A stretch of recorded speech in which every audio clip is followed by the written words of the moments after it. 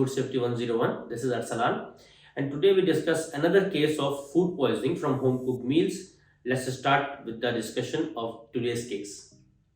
Today's case is about undercooking food at homes and the effect of undercooking food or effect of consuming undercooked food items even from the home kitchen. This is about a family which was a family of 10 members, and they loved to dine together. Their favorite holidays were naturally Thanksgiving, where they will all gather along and cook family meals and consume it together as a family. In one of those similar occasions, they were eating poultry, specifically turkey, and while they were preparing it, they were very excited. They were, as a family, they enjoyed the work done together.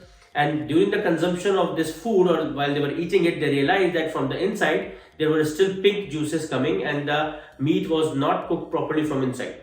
But at this time, instead of stopping and re-cooking or further cooking the poultry, they continued eating it without making a wise decision. And the next day, one by one, each of these 10 family members got very ill. They had to cancel all the plans of the holiday. They had to reschedule everything, and they could not visit any of their family or friends. And they had to all go to the nearby hospital and get treated for severe food poisoning. The symptoms included nausea, diarrhea, vomiting, and severe headache.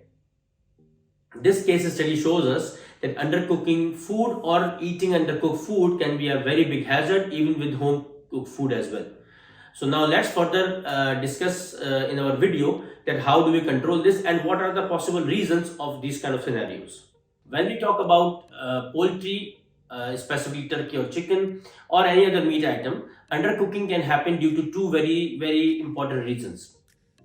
Number one reason can be that improper defrosting or thawing has been done, and the bird or the meat item has not been defrosted or thawed properly, and the ice is still there in the center of the meat.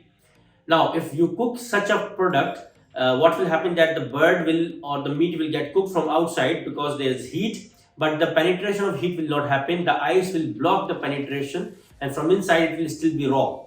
And in such cases, there is a very common possibility that salmonella, which is a very common bacteria found in the meat, or campylobacter can be there, and they can survive this situation and then later on food poisoning.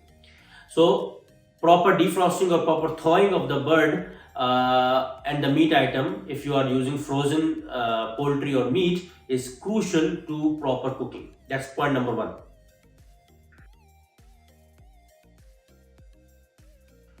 Point number two, when we are cooking, we need to make sure that the core temperature, the middle temperature of the product or the meat item or the poultry should be minimum 75 degrees Celsius. This will ensure that from inside all the harmful germs have been killed, and there is later on no chance of food poisoning from this kind of meat items. Now please remember, I know everybody does not own a thermometer at home. If you don't, I will advise you 100% to own a thermometer, so that when you cook food items like this, just put the thermometer in the center of the product without touching the pan and without touching the bone, and you will see that the temperature is showing there, and it will give you double confirmation that the food is cooked properly. But even if you do not have thermometers, the easy tip is that the juices should not be pink or red, and from the center there should not be any pinkness, especially in the case of turkey or chicken, and that would mean that the food has been cooked properly. While eating anywhere, even at your home, at family members, or at relatives, or at any restaurant also, if you see that from the center the chicken or the poultry is pinkish in color, please do not consume it. It is harmful and it can cause salmonella food poisoning or campylobacter food poisoning. Now coming back to the family, the 10 family members, thankfully, all of them got better after a few days. Some of them had severe symptoms, some of them a little mild. That's also an interesting topic, that why some people have higher risk of food poisoning or more aggressive symptoms of food poisoning, and some people have less risk. That is another topic. We will discuss it in the next video. This is called as risk groups. So all of the family members recovered from the food poisoning, and they understood that eating or consuming undercooked food items is very dangerous, especially in the case of poultry and chicken. This is it for the video today. I hope that you understood the topic.